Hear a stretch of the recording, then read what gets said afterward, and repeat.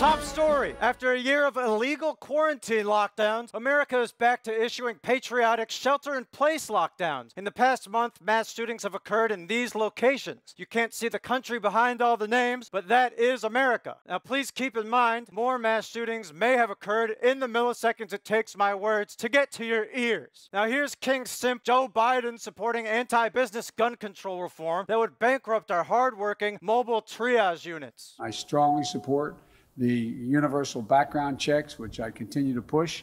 The Congress has to step up and act. The Senate has to act.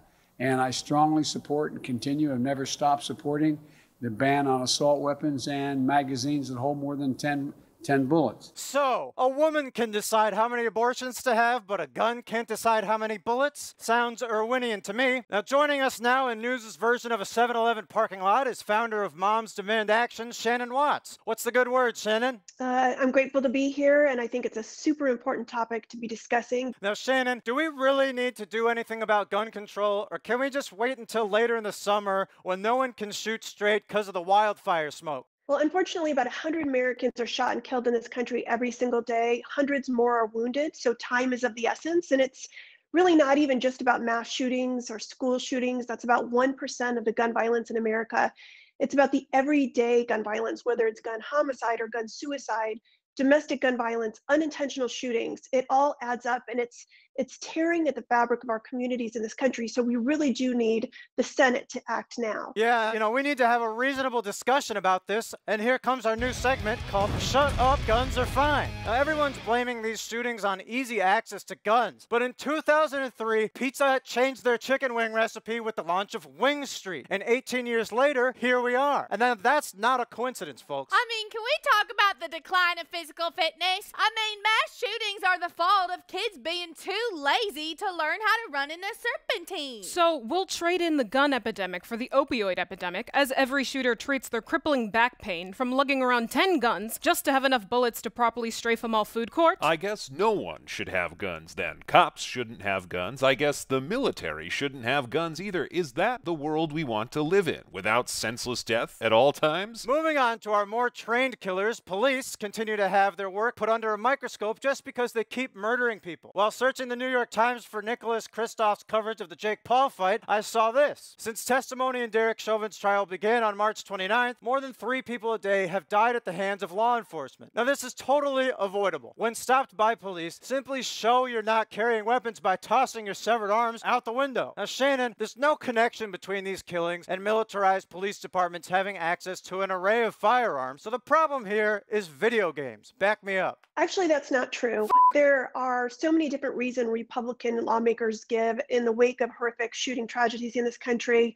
Everything from violent video games to violent movies to divorced parents to mental illness. I've got all those and I'm fine. And when we look at the data, we actually have similar rates of mental illness, playing video games, watching movies. The only difference, again, is that we give Americans such easy access to guns, including people who are risk to themselves or others. We should consider a new sort of Miranda rights, where cops tell the drivers, you are responsible for getting yourself out of this encounter alive. That's right. Now, I thought the Dilbert guy, Scott Adams, had a great solution. One way to eliminate police shootings during traffic stops is to allow only Uber-like self-driving cars, no other cars, in urban areas. If a perp is in one of those cars, police can override his controls, lock in the perp, and make it drive to the police headquarters for safe handling. This sounds great. I mean, I'm sure the geniuses who can't tell the difference between a taser and a gun would definitely be able to work this kind of technology and not crash your car into a ditch. Now, Scott Adams knows his stuff. He actually overrode the controls on a Little Tikes cozy coupe and made it drive to a wedding ceremony, safely delivering the love of his life. Now, President Trump took a break from snorting Propecia to discuss his first 100 days as commander-in-chief of the Mar-a-Lago condiment station. He sat down with Fox News host and 1890s football come-to-life Sean Hannity for his first on-camera interview since victoriously fleeing the White House. Should anybody that wants to run for the House or the Senate,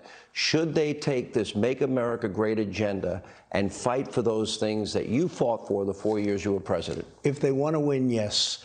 We've expanded the Republican Party. If you want to win and win big, You have to do that. You have to do it. There's just something about seeing Trump's alpha toilet posture that brings me peace and clarity. While searching the New York Times for Paul Krugman arguing that Hank Azaria should still play a poo, I saw this column by Ross Douthat about the Republican Party. Right now, the party's autopsy for 2020, and it's not Trump hopes for 2024, are made flesh in the governor of Florida, Ron DeSantis. Oh no! I love them both, but polygamy is a sin. Trump and DeSantis, let's move to Mexico so they can't take away what we have. I'll work the farm, you two will be presidents. Now Shannon, will you be my mom for a sec and tell me you accept me for who I am, even if I'm in a polyamorous parasocial relationship with two oblong men named Ron and Don? Absolutely. I accept you totally for who you are, unless, of course, you are a Republican who opposes gun safety. And in that case, I'm going to have a problem. Back to therapy for me then. Republicans have made it clear that they can't function as a political party without a dumb guy in a big-ass suit at the helm, and I like that a lot. Well, dust off your tuxes and lick your dress shoes clean because Oscar season's finally here. That means it's time for Hot Take Oscar predictions. Best Actor, Mike Lindell, in his performance as mentally normal news anchor in the true-to-history fantasy film Roe v. Wade. According to recent statistics, over 1 million women are having illegal abortions every year in America, and over 10,000 are dying from these back alley type procedures. Where did these recent statistics come from? Why does a national news anchor have a barely intelligible Minnesota accent? And why is he using a shake weight for a microphone? Truly sublime. And then for best cinematography goes to Don Jr. for this IG Live.